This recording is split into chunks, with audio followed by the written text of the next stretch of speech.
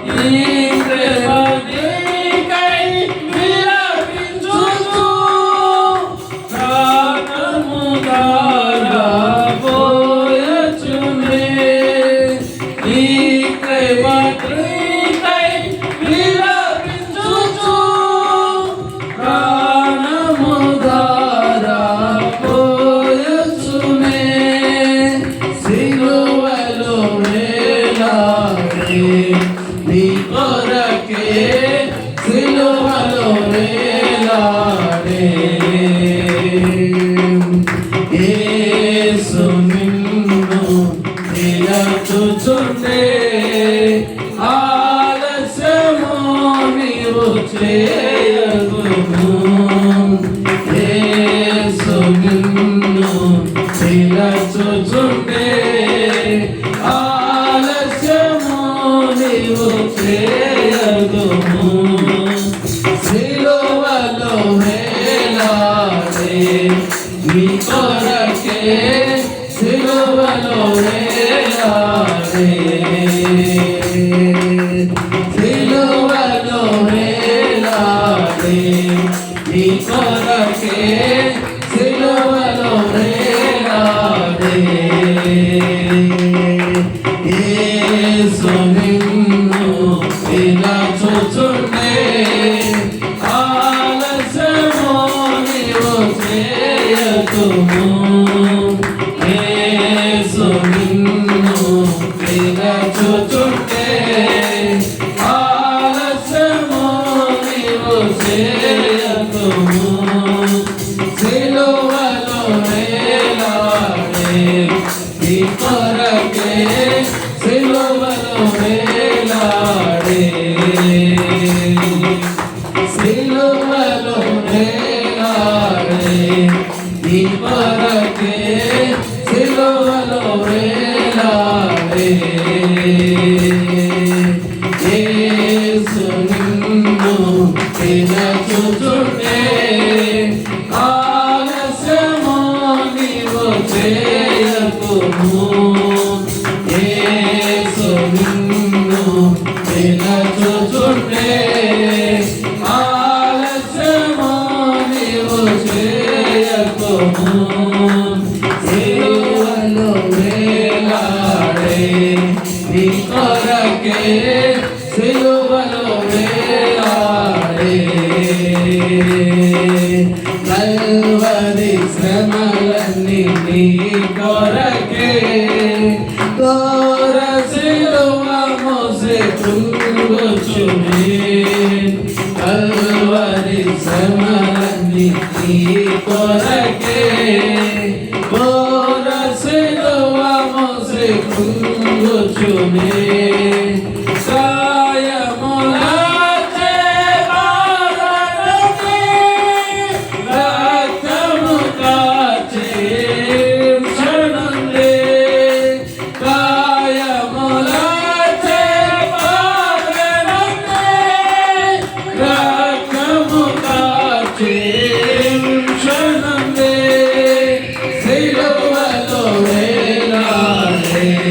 నీ కొరకే సిలువలో వేలాడే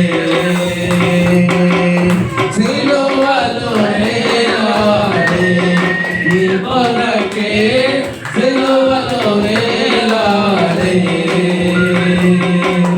యేసు నిన్ను పిలుచుచుండే ఆలస్యము నీవు చేయకుము యేసు నిన్ను పిలుచుచుండే ఆలస్యము నీవు చేయకుము సిలువలో వేలాడే నీ కొరకే సిలువలో వేలాడే సిలువలో వేలాడే నీ కొరకే సిలువలో వేలాడే మంచి దేవుడు యేసయ్యా నీవెంత మంచి దేవుడు యేసయ్యా చింతలన్నీ తీరనయ్యా నిన్ను చేరగా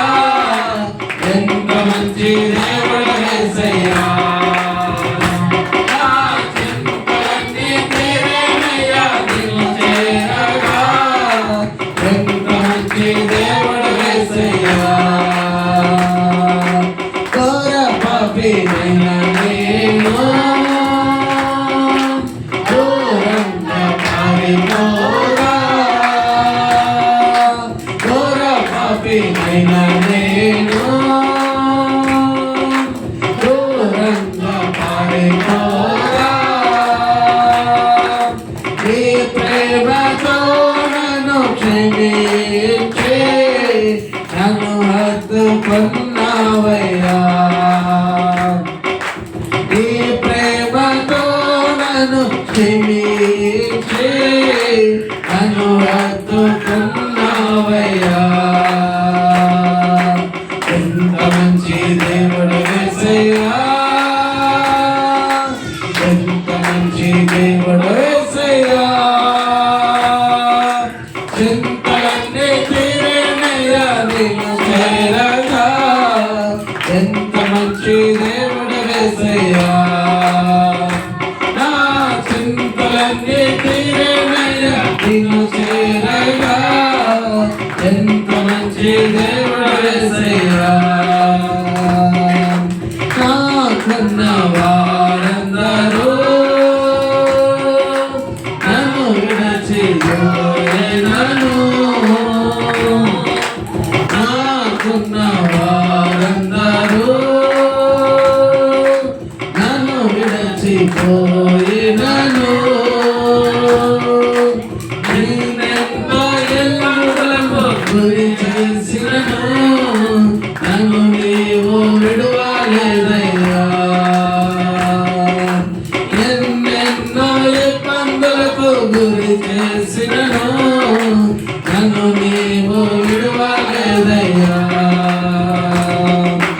ఎంత మంచి దేవుడు యేసయ్యా, నీవెంత మంచి దేవుడు యేసయ్యా. చింతలన్నీ తీరేనయ్యా నిన్ను చేరగా. ఎంత మంచి దేవుడు యేసయ్యా, నా చింతలన్నీ తీరేనయ్యా నిన్ను చేరగా. ఎంత మంచి దేవుడు యేసయ్యా, నా చింతలన్నీ తీరేనయ్యా నిన్ను చేరగా. ఎంత మంచి దేవుడు యేసయ్యా, నా చింతలన్నీ తీరేనయ్యా నిన్ను చేరగా.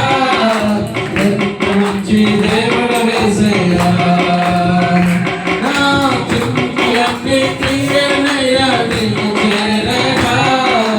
ఎంత మంచి దేవుడు యేసయ్యా, నా చింతలన్నీ తీరేనయ్యా నిన్ను చేరగా. ఎంత మంచి దేవుడు యేసయ్యా, నా చింతలన్నీ తీరేనయ్యా నిన్ను చేరగా. ఎంత మంచి దేవుడు యేసయ్యా, నా చింతలన్నీ తీరేనయ్యా నిన్ను చేరగా.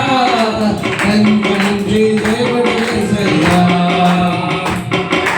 చింతలన్నీ తీరేనయ్యా నిన్ను చేరగా. ఎంత మంచి దేవుడు యేసయ్యా, నా చింతలన్నీ తీరేనయ్యా.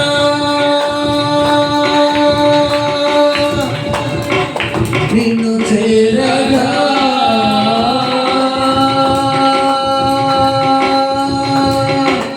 ఎంత మంచి దేవుడు యేసయ్యా,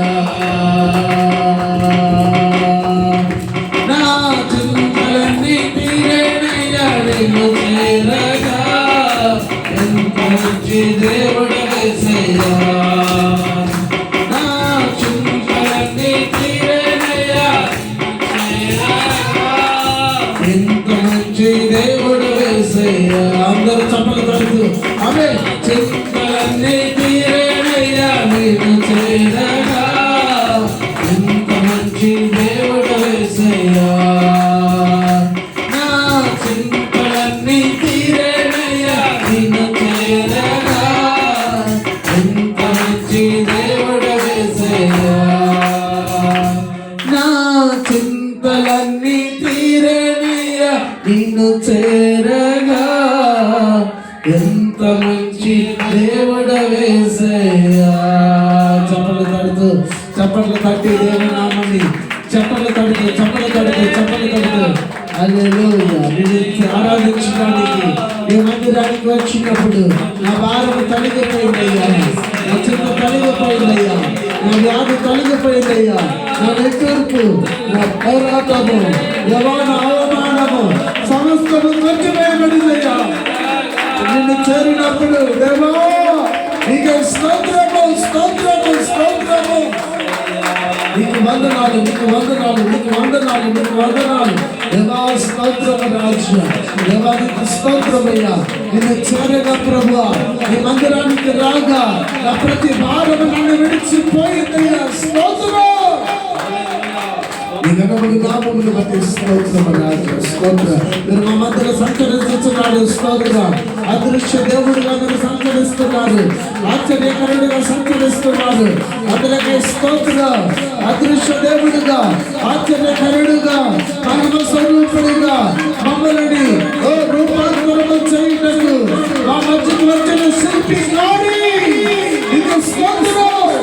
శిల్పి కర్త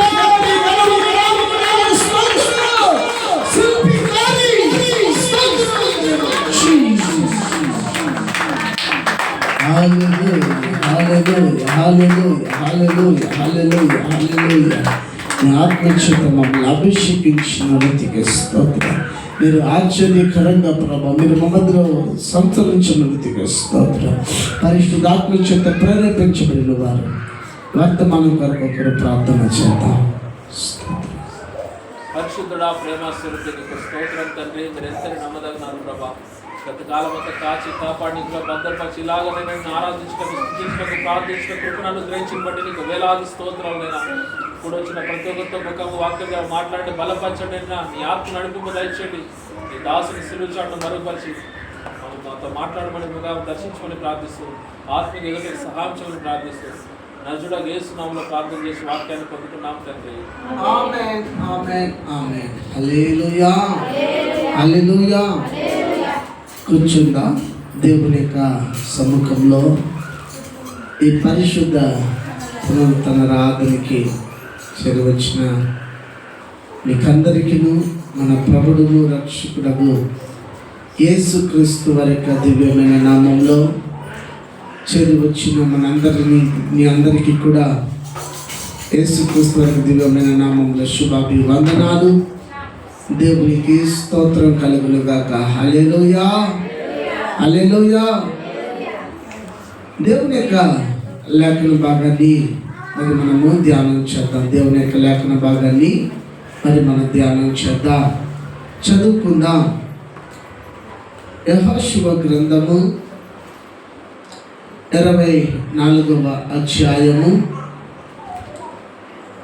15వ వచనము. యెహోషువ గ్రంథము 24వ అధ్యాయము 15వ వచనము.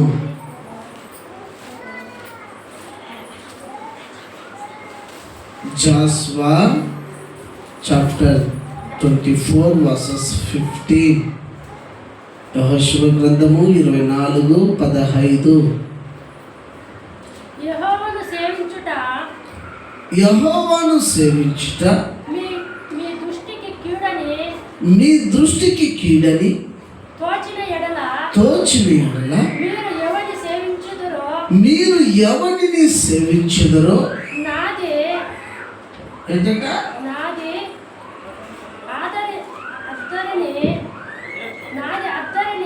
మీ పితరులు సేవించిన దేవతలను సేవించెదరో అమోరీయుల దేశమును మీరు నివసించుచున్నారే వారి దేవతలు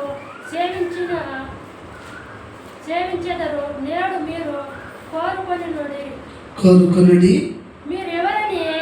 మీరు ఎవరిని సేవించెదరో కోరుకొనినను నేను నా ఇంటి వారును యెహోవాను సేవించుదము అని చెప్పాను. హల్లెలూయా. ఇక్కడ యెహోషువ ఇశ్రాయేలు ప్రజలతో మాట్లాడుతున్నాడు.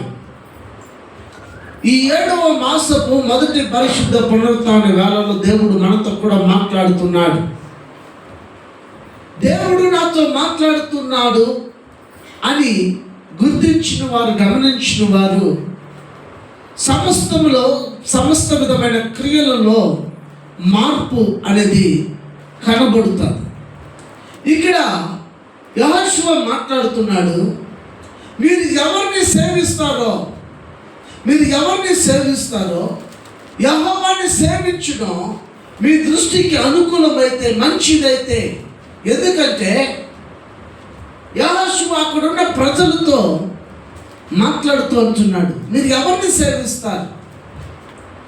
మిమ్మల్ని నడిపించిన, మిమ్మల్ని విడిపించిన, మిమ్మల్ని రక్షించిన దేవుడినే ఆరాధిస్తారో, లేకపోతే మిమ్మల్ని నడిపించి, విడిపించి, మిమ్మల్ని రక్షించి, మిమ్మల్ని పోషించి, సంరక్షిస్తున్నటువంటి వారిని విడిచిపెట్టి, ఇదిగో ఇప్పుడు మనము అమోరీయుల దేశంలో ఉన్నాము, మనము అమోరీయుల దేశంలో ఉన్నాము, మీరు హామాను దేవతను ఆరాధన చేస్తారో, లేకపోతే కెమాష్ దేవతను ఆరాధన చేస్తారో, లేకపోతే ఫ్యాన్ దేవత ఆరాధన చేస్తారో, లేకపోతే మరి ఇంకొక ఏ ఆరాధన చేస్తారో మీరు నిర్ణయించుకోండి. అయితే నేను, నా కుటుంబం అయితే యెహోవాని సేవించుతాం, మేము యెహోవాని సేవిస్తాం, మేము యెహోవాని ఆరాధిస్తాం. ఎందుకంటే ఆయన తప్ప మరొక దేవుడు లోకంలో లేరు. ఆయనే దేవాతి దేవుడు. ఎందుకంటే నేను చూచాను, మీరు చూచారు, నేను చూచాను, మీరు చూచారు. ఎందుకు? ఆయన తప్ప వేరొక దేవుడు లేదంటే, బానిసత్వంలో ఉన్నప్పుడు నిన్ను నన్ను ఎలాగ విడిపించి పాలు తేనెలు ప్రవహించే దేశానికి నడిపిస్తున్నాడో ఒక్కసారి మనకు జ్ఞాపకం తెచ్చుకోవాలి అంటున్నాడు ఇశ్రాయేలు ప్రజలకి. ఎందుకంటే శ్రమ మన ఎదురుగా వచ్చింది, ఎర్ర సముద్రం అనే శ్రమ మన ఎదురుగా వచ్చినప్పుడు ఆ శ్రమను ఏం చేశాడంటే 2 పాయలుగా చీల్చి అందులో మార్గమును ఏర్పాటు చేసి, ఆ మార్గములు తిన్నని మార్గములో మనల్ని దేవుడు ఏం చేశాడు? నడిపించాడు. వాటిని మీరు మర్చిపోయారా? వాటిని మర్చిపోయారని దేవుడు యెహోషువ ఇశ్రాయేలు ప్రజల్ని అడుగుతూ ఉన్నాడు. అరే మీరు ఎలాగైనా ప్రవర్తించండి, మీరు ఎలాగైనా అనుకోండి, మీరు ఎలాగైనా నడుచుకోండి, దాంతో నాకు సంబంధం. అయితే నేను నా కుటుంబం యెహోవాని మాత్రమే సేవిస్తాం. హల్లెలూయా. మేము యెహోవాని మాత్రమే సేవిస్తాం, మేము యెహోవాని మాత్రమే ఆరాధన చేస్తాం, మేము యెహోవాని మాత్రమే మేము ధ్యానిస్తాం, మేము యెహోవాని మాత్రమే వెతుకుతాం. ఆయన దొరికేంత వరకు మేము ఆయన కోసం మేము వేచి ఉంటాం, కాచుకొని ఉంటాం. హల్లెలూయా, హల్లెలూయా అని యెహోషువ, నా కుటుంబం అంతా కూడా దేవుణ్ణి మేము ఆరాధన చేయాలి, దేవుని స్తుతించాలి. ఎందుకంటే సత్యాన్ని ఎరిగిన తరువాత, సత్యాన్ని తెలుసుకున్న తరువాత అసత్యం వైపు నేను నడవడానికి వీలు నా వలన కాదు. మీరు ఎట్టయినా మర్చి కొట్టుకోను పో, నువ్వు ఏమైపోతే పో.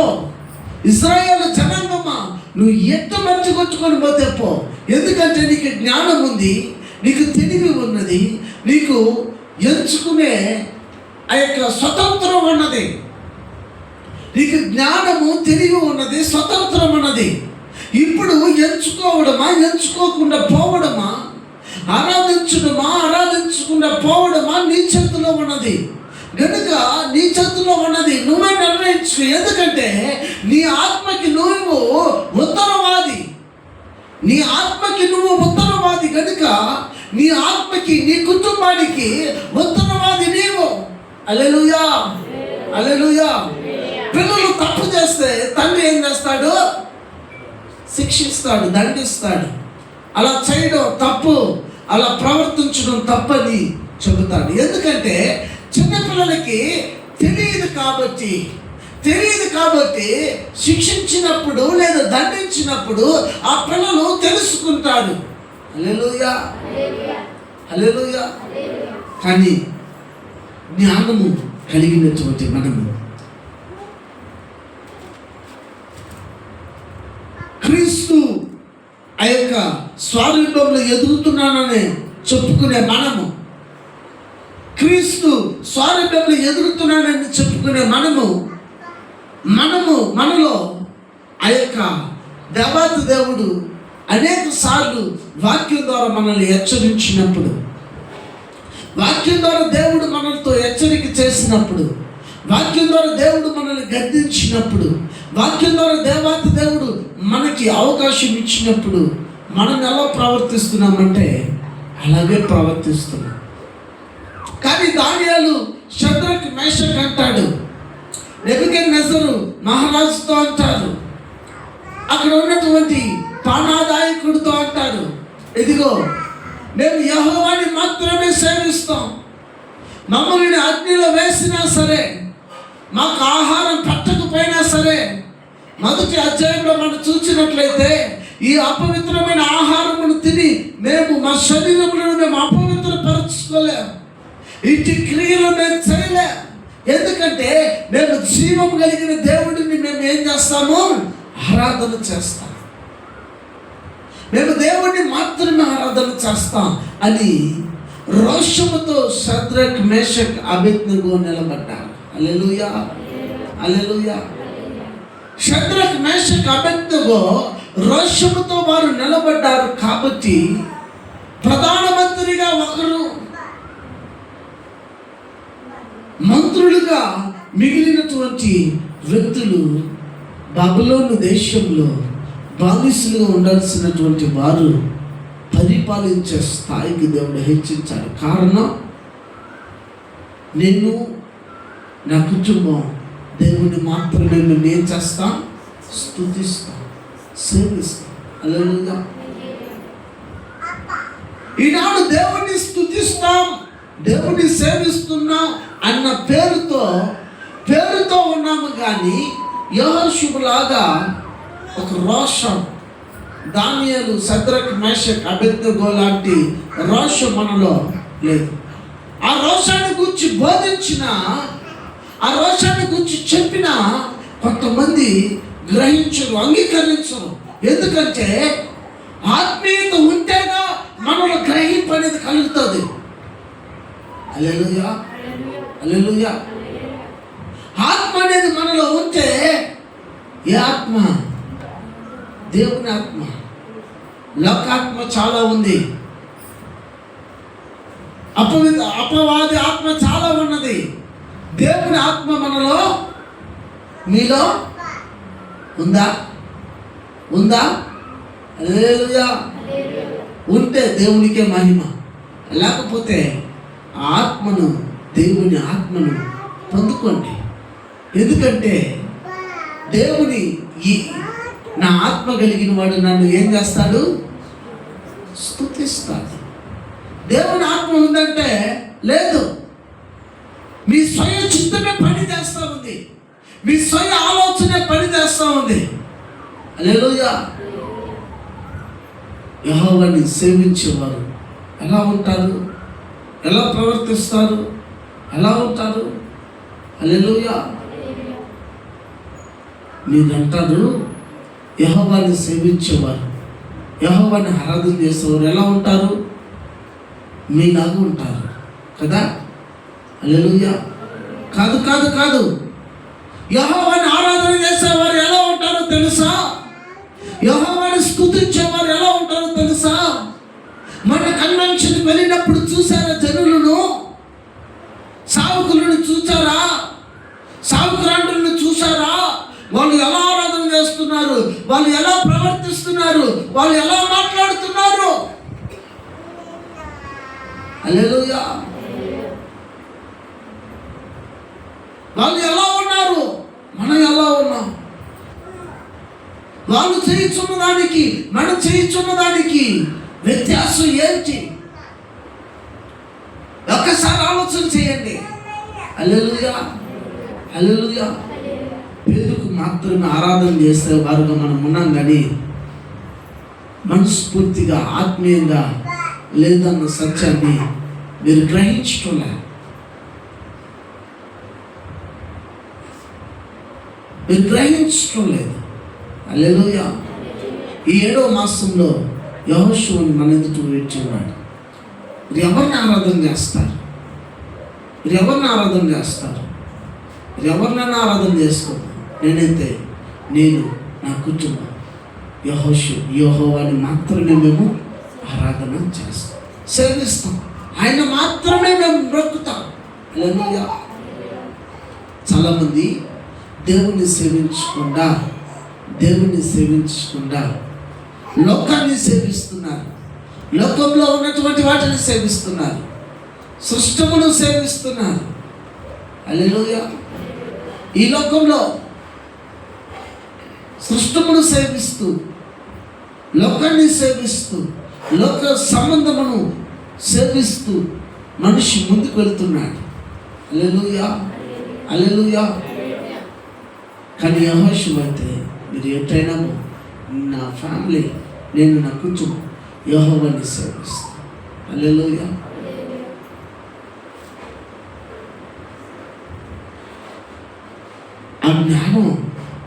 ఆ జ్ఞానం ఎప్పుడు వస్తుందంటే, నిజముగా దేవుని చేత, దేవునికి ఆత్మ చేత నింపబడిన వారు, లేదా దేవుని చేత పిలువబడిన వారు, దేవుడిని ప్రేమించే వారు ఆలోచన చేస్తారు. అరే, మనం ఇలా ఉండకూడదు, మందిరానికి వెళ్ళే ఒక వ్యక్తిగా మనం ఇలా ఉండకూడదు, ఒక సేవకురాలుగా మనం ఉండకూడదు, ఒక సేవకుడిగా మనం ఇలా ఉండకూడదు, ఒక ఆరాధన చేయుటకు నిలబడే మనం ఇలా ఉండకూడదు, సంఘంలో ఒక స్తంభంలాగా ఉండాల్సినటువంటి నేను ఇలా ఉండకూడదు అనే ఆలోచన మీలోనే కలగాలి. హల్లెలూయా, హల్లెలూయా. ఎందుకంటే దేవాది దేవుడు స్వతంత్రం కలిగినటువంటి, ఇంద్రియ నిగ్రహం కలిగినటువంటి ఆత్మని దేవుడు మనకేం చేస్తున్నాడు, ఇచ్చిన్నాడు. అది మనం గమనించాలి. హల్లెలూయా, హల్లెలూయా. ఏదో వచ్చా వెళ్ళిపోయామన్నది కాదు. ఇట్లే ఇజ్రాయేల్ ప్రజలు ఇట్లే ఉన్నారు. మీరు కనుక చదివితే రాజులు గ్రంథము 18వ అధ్యాయము 21వ వచనము, మొదటి రాజుల గ్రంథము 18:21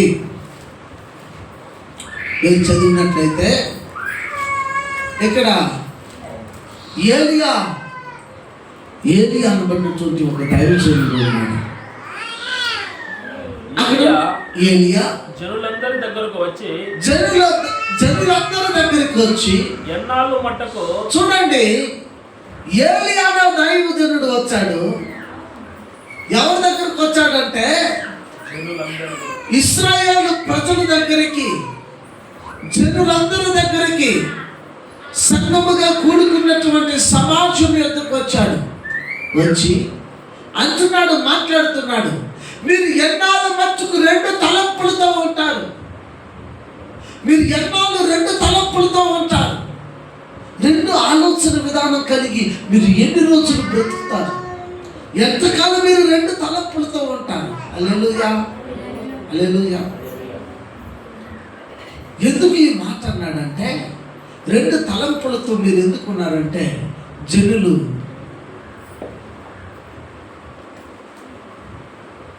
భక్తి సరిగా చేయకుండా, క్రైస్తవ జీవితానికి తగిన జీవితాన్ని జీవించకుండా, అటు ఇటు తొలగిపోతూ 2 తలంపుల మధ్యలో నివసిస్తూ ఉన్నప్పుడు ఏదో వచ్చి మాట్లాడుతున్నాడు. ఎందాక మీరు 2 తలంపుల మధ్య ఉంటారు. హల్లెలూయా. మందిరానికి వచ్చినప్పుడేమో ఇది పని, మందిరంలో కూర్చున్న కొద్ది నిమిషాలలో అయినా మనం పూర్తిగా దేవుడు మీద లేదా శిలువ మీద మరి మనం ధ్యాస పెడతామంటే పెట్టం. అది ఏమైందో, ఇది ఏమైందో, అది పోయిందో, ఇది వచ్చిందో అన్నట్టు ఆలోచన. హల్లెలూయా, హల్లెలూయా. 2 తలంపుల మధ్య కొట్టుమిట్లాడుతూ ఉన్నారు ఇశ్రాయేలు ప్రజలు. ఆ రోజు కొట్టుమిట్లాడినట్టుగా ఇప్పుడు ఉన్నటువంటి సంఘం కొట్టుమిట్లాడుతుంది. సంఘము ఇప్పుడు కొట్లాడుతున్నది 2 తలంపుల మధ్య. లోకము ఉంది, లోకము సంఘములోనూ ఉంది, సంఘము లోకంలోనే ఉంది. హల్లెలూయా. లోకము సంఘములో ఉంది, సంఘము లోకంలో ఉన్నది. హల్లెలూయా.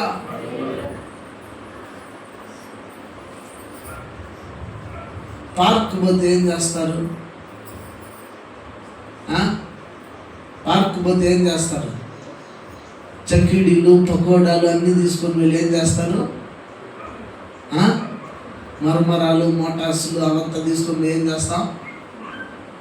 బొరుళ్ళు, శనిగులు తీసుకొని కూర్చొని పార్కులో ఏం చేస్తాం? తింటాం. హల్లెలూయా. అదే ఇది వచ్చేస్తా ఉంది. ఎక్కడికి? హల్లెలూయా. చర్చిలోకి వచ్చేస్తాం. తల్లులు పిల్లలకి నేర్పించాలి. హల్లెలూయా. తల్లులు పిల్లలకి ఏం చేయాలి? నేర్పించాలి. నాయనా నువ్వు దిగు కూరుకుని పరపర మరమర అనుకుంటే వీళ్ళు ఆరాధన చేయరు, వీళ్ళు పాట పాడరు, వాళ్ళు చూసుకొని ఉండిపోతారు. హల్లెలూయా. హల్లెలూయా. రెండు తలంపుల మధ్య జనులు ప్రవర్తిస్తున్నారు. ఒక గుంపు జనాంగము దేవుడి కోసం రాష్ట్రంలో బ్రతకాల్సినటువంటి ప్రజలు రెండు తలంపుల మధ్య బ్రతుకుతూ ఉన్నారు, జీవిస్తూ ఉన్నారు. ఆ ప్రజల యొద్దకు వెళ్ళి ఇట్లా బ్రతుకు కాదు. ఒకటి, యెహోవా దేవుడా లేదా బయలు దేవుడా, పరీక్షించుకోండి, మిమ్మల్ని మీరు పరీక్షించుకోండి అని చెప్పి ఏలియా ఇజ్రాయేలు ప్రజలని హెచ్చరిక చేశాడు. హల్లెలూయా. ఇజ్రాయేలు ప్రజలను ఏలియా హెచ్చరిక చేశాడు. ఎందుకు హెచ్చరిక చేశాడంటే ఆయన ప్రవక్త కాబట్టి, ఆయన దేవునికి ప్రతినిధి కాబట్టి, దేవుడు తన ద్వారా సందేశాన్ని అక్కడున్న ప్రజలకి చెప్పమని చెప్పాడు కాబట్టి. హల్లెలూయా. హల్లెలూయా. ఆ ప్రజలు ఆ మాటను విని గమ్మని ఉన్నారంట. చలనంలా, ఆ ప్రజల్లో చలనం లేదు, మౌనిగా నిలబడ్డారంట, సైలెంట్గా ఉండిపోయారు, చలనం లేదు, ఆలోచించలేదు. మనము ఆ ప్రజల వల్ల ఉండకూడదు. ఎందుకంటే క్రీస్తు రక్తము చేత మనము కొనబడి ఉన్నాం. హల్లెలూయా. క్రీస్తు రక్తము చేత మనము కొనబడి ఉన్నాం. ఇక మనము మన సొత్తు మనది కాదు. మన శరీరం నాది అనుకోవడానికి లేదు. ఈ శరీరాన్ని ఎవరు కొనుక్కొని ఉన్నాడు? దేవుడు కొనుక్కున్నాడు. దేన్ని ఇచ్చుకున్నాడు? తన రక్తం ఇచ్చి. హల్లెలూయా. తన విలువైనటువంటి రక్తాన్ని ఇచ్చి నన్ను దేవుడు కొని ఉన్నాడు. కాబట్టి ఆయనకి సాక్షిగా, ఆయన నామ మహిమార్థ నిమిత్తమై మనము బ్రతకాలి, ఆదర్శంగా మనం ఉండాలి. హల్లెలూయా. హల్లెలూయా. ఎందుకంటే ఆ ఆదర్శం మనలో రావాలి. అది చెప్తే అర్థం కాదు. అది చెప్తే ఇటు విశ్వాసులకైనా సరే, ఇటు కుటుంబంలో అయినా సరే అర్థం కాదు. ఎందుకంటే దేవుని ఆత్మ లేదు కాబట్టి. రెండు తలంపుల మధ్య జీవితం. హల్లెలూయా. హల్లెలూయా. ఇక్కడ చూడండి, ఏ కట్టడం లేదు, ఎలాంటి ఇది లేదు. అబ్రహాము చూడండి, ఆదికాండము 18వ అధ్యాయము స్తోత్ర 18వ వచనం చదవండి. ఆది కాండము 18 అబ్రహాము నిశ్చయముగా బలము గల గొప్ప జనముగును, అతని మూలముగా భూమిలోని సమస్త జనములను ఆశీర్వదించబడును. ఎట్లనగా యెహోవా అబ్రహామును గూర్చి చెప్పినది అతని కలుగు చేయనట్లు తన తర్వాత తన పిల్లలను తన ఇంటి వారును నీతి నియమములు జరిగించుచు యెహోవా మార్గమును కైకొనుటకు అతడు వారికి ఆజ్ఞాపించినట్లు నేను అతను తిరిగి ఉన్నాను. హల్లెలూయా. ఇక్కడ చూడండి, అబ్రహాము కుటుంబానికి చెప్తున్నాడు. అబ్రహాము ఏమని తెలుసా? దేవుడు ఏ నియమం అయితే పెట్టాడో, ఏ నిబంధన ఏదైతే పెట్టాడో, నాకు పిల్లలు కలగకపోని, నా జీవితంలో మంచి జరగకపోని, శారా భార్య అయిన శారా, నీవు మాత్రం దేవుని యొక్క నియమం నిబంధనలో నుంచి నువ్వు ఏ కాకూడదు, తొలగిపోకూడదు. నా సహోదరుడు కుమారుడా లోతు, దేవుని యొక్క నిబంధనలో నుంచి, దేవుని యొక్క నియమంలో నుంచి నువ్వు మాత్రం ఏం చేయకూడదు, తొలగిపోకూడదు. అబ్రహాము దగ్గర 10 వారు ఉన్నారు. గొర్రెలు మేపుటకును, గాడిదలను, కంచర గాడిదలను కాయుటకును, గాడిదలు మేపుటకును, గుర్రములను మేపుటకును మనుషులు బహు విస్తారమైనటువంటి 10 వారు ఉన్నారు. ఆ 10 వారందరినీ కూడా అరే నా జీవితంలో ఏది జరిగినా దేవుడు ఎలా జీవించమన్నాడు, నేను చూపించు దేశానికి రమ్మన్నాడు, నేను చూపించి ఇచ్చు దేశానికి రమ్మన్నాడు. ఆ దేశాన్ని వెతుక్కుంటూ ప్రయాణమై వెళ్ళిపోతుంది. ఇదిగో ఇప్పుడు మనం ఇక్కడ ఉన్నటువంటి మనము ఆయన నీతి నియమములలో నుంచి మనం ఏం కాకూడదు, తొలగిపోకూడదు. మనం ఎప్పుడు కూడా తొలగిపోకూడదు అని చెప్పి తన కుటుంబానికి ఏం చేశాడంటే అబ్రహాము చెప్పాడు, బోధించాడు. హల్లెలూయా, హల్లెలూయా. కుటుంబానికి యజమానుడు బోధించాలి. ఒకవేళ కుటుంబంలో యజమానుడు సరిలేకపోతే యజమానురాలు బోధించవచ్చు. హల్లెలూయా. యజమానుడు కుటుంబాన్ని గురించి బోధించినట్టు, నువ్వేం చెప్పేది నేనేం వినేదంటే, హల్లెలూయా, లోకంలో ఒక సామెత ఉంటుంది అన్నమాట. హల్లెలూయా. కాబట్టి పిల్లరా, అబ్రహాము తన కుటుంబానికి మనం ఇలాగా ఉండాలి, మనం ఇలాగా ప్రవర్తించాలి, మనం ఇలా నడుచుకోవాలి అనే విషయాన్ని అబ్రహాము తన కుటుంబానికి ఏం చేశాడు, బోధించాడు. హల్లెలూయా, హల్లెలూయా. కీర్తనకారుడు అంటాడు 102:2 చదివితే, 102వ సంకీర్తన 2వ చరణాన్ని చదివితే, చదవండి. 102:2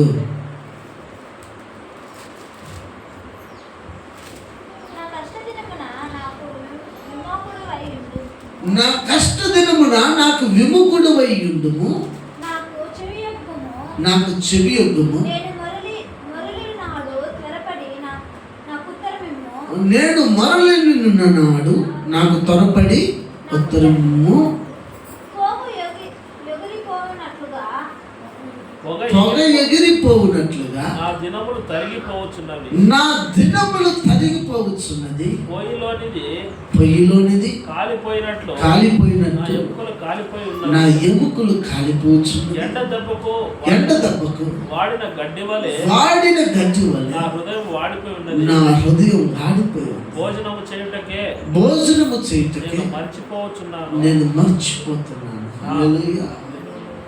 ఇక్కడ తన సమస్యను గురించి, తనకు ఎదురైనటువంటి కష్టాన్ని గురించి, తను పడుతున్న ఇబ్బందిని గురించి భక్తుడు ఇక్కడ తెలియజేస్తున్నాడు. అయ్యా, నా బాధ ఇది, నా వేదన ఇది, ఇలా ఉంది నా పరిస్థితి, నా హృదయం గట్టి వల్ల వాడిపోయింది, ఇక ఎంత మాత్రమును నా హృదయంలో ఆశ లేదు, నా హృదయంలో ఆశ లేదు, నా ఎముకలు అదురుచున్నాయి, పొయ్యిలో కాల్చబడిన కట్ల వలె నా ఎముకలు కాలిపోతున్నాయి, పొగ ఎగిరిపోయినట్లు ఎగిరిపోతుంది, సొమ్మసిల్లిపోతున్నాయి అని భక్తుడు అంటాడు. చివరిగా ఒక మాట, నేను భోజనం తింటే నేను మర్చిపోయాను. ఎంత ఆ కష్టాన్ని అనుభవిస్తుంటే ఇలాంటి మాట, అలాంటి కష్టం మనకైతే దేవుడు ఇవ్వలే, అలాంటి బాధను దేవుడు మనకు కలగచేయాలి. ఈ కడవరి కాలంలో దేవుని కోసం పొగ ఎగిరినట్టుగా మనం కూడా ఏం చేయాలి? ఎగిరిపోవాలి. పొయ్యిలో కత్తులు కాలినట్లుగా మన ఎముకలు, మన శరీరం ఆయన కోసం మనం పరితపిస్తూ మనం ముందుకు వెళ్ళాలి. హల్లెలూయా. అలాంటి మనసు, అలాంటి హృదయం నీలో నాలో కలగాలి. భక్తుడిలో కలిగింది. దేవుడు రాకముందే ఎన్నో వేల సంవత్సరాల క్రితము దావీదులో కలిగినది ఆ వైరాగ్యం. దేవుని రాకడికి సమీపంగా ఉన్నటువంటి మనలో ఈ భావన, ఇది మనలో కలగాలి. దేవుని యొక్క రాకడికి సిద్ధపడబోయే మనము ఇలా మనం పరితపించాలి. హల్లెలూయా, హల్లెలూయా. వారి ఆత్మకి వారు ఉత్తరవాదం. దేవుడు మనల్ని నమ్మి ఒక పని ఇచ్చాడంటే, దేవుడు మనల్ని నమ్మి ఒక విశ్వాసిగా ఈ గ్రామంలో ఉంచాడు అంటే, దేవుడు మనల్ని నమ్మి ఒక సావుకురాలుగా మనల్ని ఇక్కడ ఉంచాడంటే, మనం ఆయనకి సాక్షిగా ఉండాలి. అది మాని లోకస్తుల్లాగా ఏం చేయకూడదు? ఆలోచించకూడదు. లోకస్తుల్లాగా మనం ప్రవర్తించకూడదు. హల్లెలూయా, హల్లెలూయా. లోక స్నేహం దేవునికి వైద్యం కాదా? లోక స్నేహము దేవునికి వైద్యం. మీరు లోకస్తులు కాదు, మీరు దేవుని చేత పిలవబడిన వారు, దేవుని కొరకు ఏర్పాటు చేయబడిన వారు, దేవుని కొరకు మీరు ఎన్నుకోబడిన వారు. ఎన్నుకోబడినటువంటి నీవు దేవుని నామాన్ని మహిమపరచాలి. చదవండి కీర్తన గ్రంథం 8:4.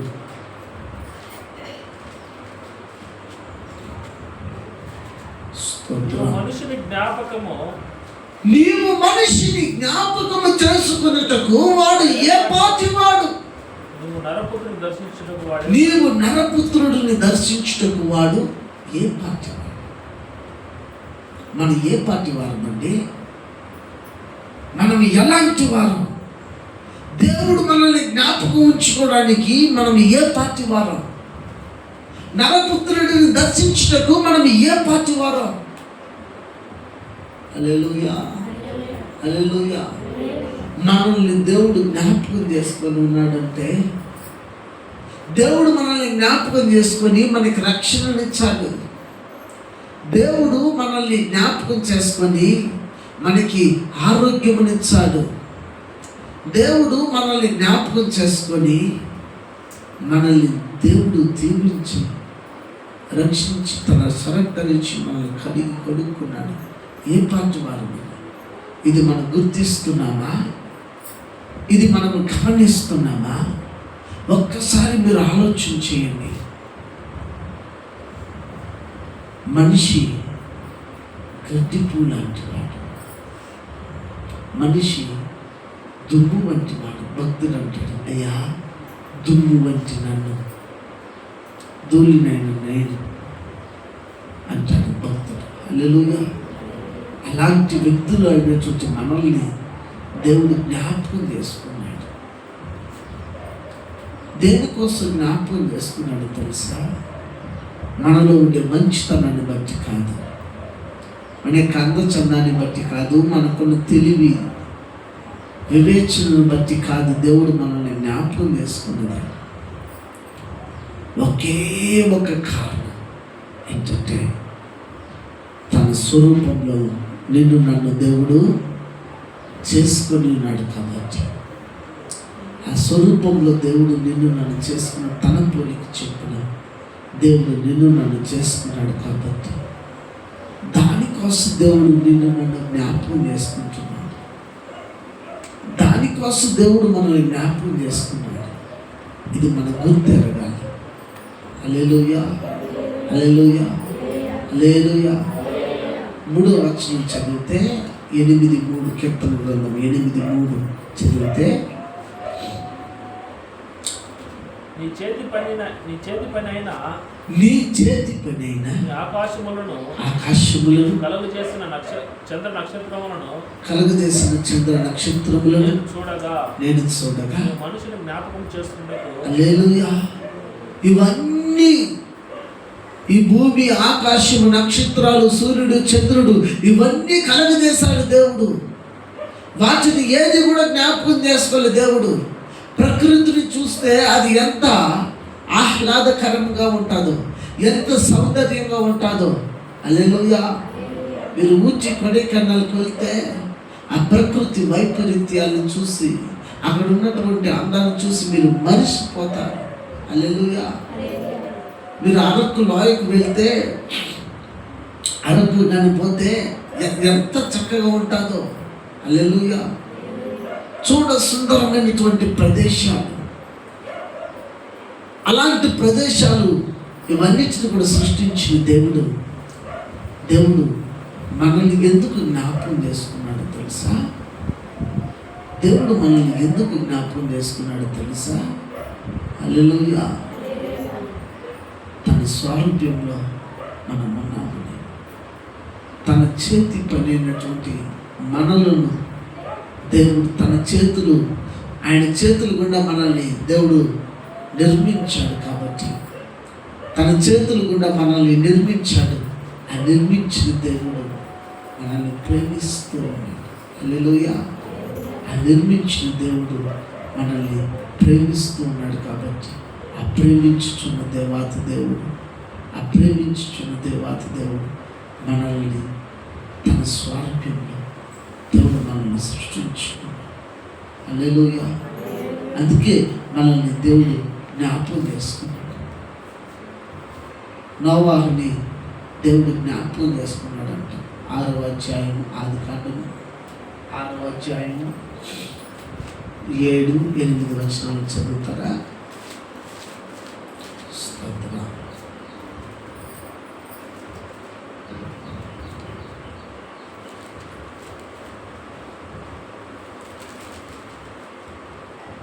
అప్పుడు యెహోవా నేను సృజించిన నరులతో కూడా జంతువులను, పురుగులను, ఆకాశ పక్షులను భూమి మీద నుండకుండా తుడిచివేయుదును.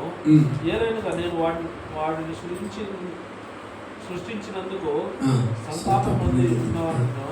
అయితే నోవాహు యెహోవా దృష్టి యందు కృప పొందిన వాడాయను. నోవాహు వంశావళి ఇదే. నోవాహు నీతిపరుడు, తన తరములో నిందారహితుడునై ఉండెను. నోవాహు దేవునితో కూడా నడిచినవాడు. షేము, హాము, యాపెతును 3 కుమారులు నోవాహుకును.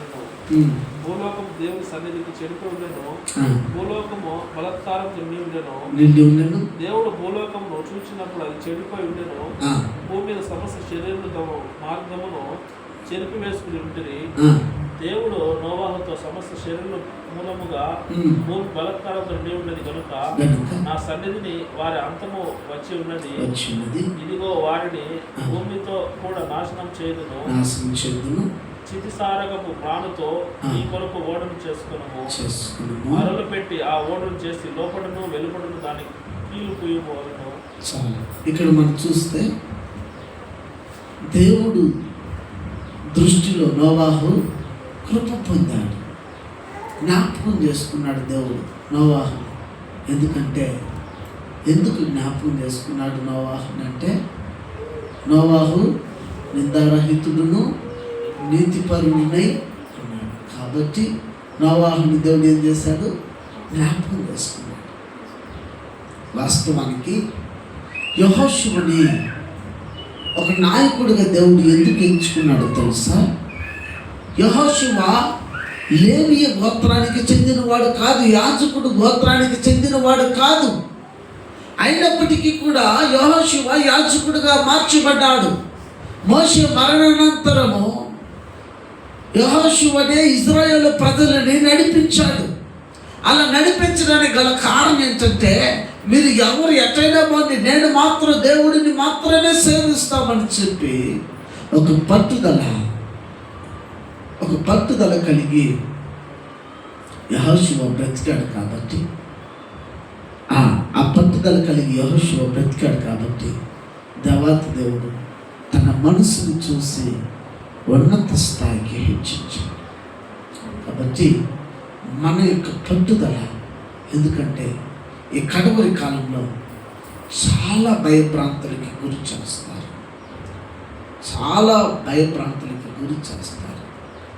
కొడతారు, సంపుతానంటారు. హల్లెలూయా. సంపుతాను, పొడుస్తాను, అది చేస్తాను, ఇది చేసేస్తాను, భయభ్రాంతులకు గురి చేస్తాను. అరే నువ్వు ఏమైనా చేసుకో, ఈ దేహమునే కదా నువ్వు చేయబోతావు, ఈ దేహంనే కదా. హల్లెలూయా. ఈ దేహంనే కదా నువ్వు చేయబోతావు, చూసుకో. కానీ నా ఆత్మ ఆ దేవుడిని చూస్తుంది. హల్లెలూయా. దేహమును సంహరించే వారి కోసం మనం భయపడకూడదు. ఆత్మని నిత్య నరకాగ్నిలోకి ప్రవేశపెట్టే దేవుడికి మనం ఏం చేయాలి? భయపడాలి. కాబట్టి మనం దేవుడిని సేవించాలి. ఎందుకంటే దేవుడు మనకిచ్చినటువంటి ఒక నిబంధత మనం చూసినట్లయితే న్యాయాధిపతుల గ్రంథము 6వ అధ్యాయము 10వ వచనము. న్యాయాధిపతుల గ్రంథము 6:10.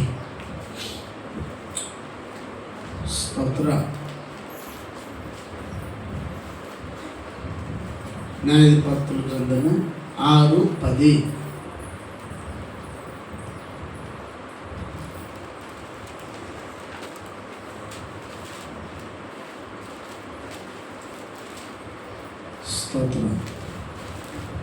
అది ఎక్కడ పోయిందో న్యాయాధిపతుల గ్రంథం. హల్లెలూయా. అది ఆడుంది పాస్టర్, మాకేం తెలుసు. మన నిత్యం రోజు మీరు ఒకసారైనా బైబిల్ని తాకాల. హల్లెలూయా. తాకాలంటే ముట్టుకొని నువ్వు పెట్టేయడం కాదు. చదువుకున్న బిడ్డలు, చదువుతున్నవారు బైబిల్ని తీసి కనీసం ఒక అధ్యాయమైన ఒక రోజుకి చదివి పెట్టాలి. మీరు అమోరీల దేశమున నివసించుచున్నారు, వారి దేవతలకు భయపడకుడి అని మీతో చెప్పి తిని గాని నా మాట వినకపోతే, మీరు నా మాట వినకపోయారు. అరే ఇక్కడ గిద్యోను చెప్తున్నాడు, ఒక ప్రవక్తని పంపించి దేవుడు చెబుతున్నాడు, మీరు వారికి భయపడద్దు, నువ్వు భయపడద్దు. ఇదిగో నువ్వు అమోరీ దేశంలో నువ్వు ఉండొచ్చు, మీరు వారికి భయపడద్దు అని నేను చెప్పానా? కానీ మీరేం చేస్తున్నారు? భయపడుతున్నారు.